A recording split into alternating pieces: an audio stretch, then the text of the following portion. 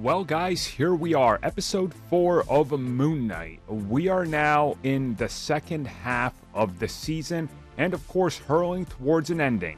A lot of unexpected things happen, so I have to be very careful. So I'm just going to give you the general review in terms of quality and progression. So this episode is rather interesting considering that a lot of things that I say will be direct spoilers that I think we need to avoid at all costs. But what I can say is that this episode picks up right where we left off, and it's essentially the continuation of the search for Amit's tomb. We got Moon Knight and the personalities within him, obviously, and they are on their way to find it. And of course, Arthur Harrow, aka Sun God, is still in pursuit of it as well. Now, what I like in this is we get a lot more, I would say, confidence in Steven in regards to what he's doing and how he's involved with everything.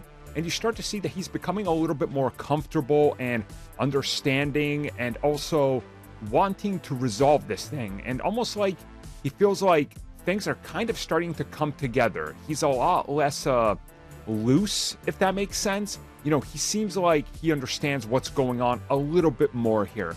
And you see that coming from every single way. You know, when Mark Spector, for example, is there, you see almost like this working relationship between the two. And again, in the last episode, we saw that Khonshu was locked up, and you see how that kind of affects everything going on here. You also see some of the ramifications of, you know, what exactly was done and what they're sort of building up towards, because obviously others are going to take notice of this. I will say when we get to the ending, which I'll discuss in the full-on spoiler videos, boy, what a ending it is and what a twist it is. That's definitely going to have some ramifications and huge things to talk about coming down the road, and certainly puts an interesting spin on everything we've seen so far, and I really just cannot wait to get to that aspect as well. Overall, in my opinion, great episode. The CG seemed to be a little bit better in this one than some other ones, but again, maybe not as much CG here.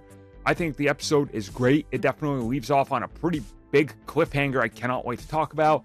As always, if you guys want more, the audio commentary for the 4th episode is coming, and we're going to have a lot to talk about just like the previous 3.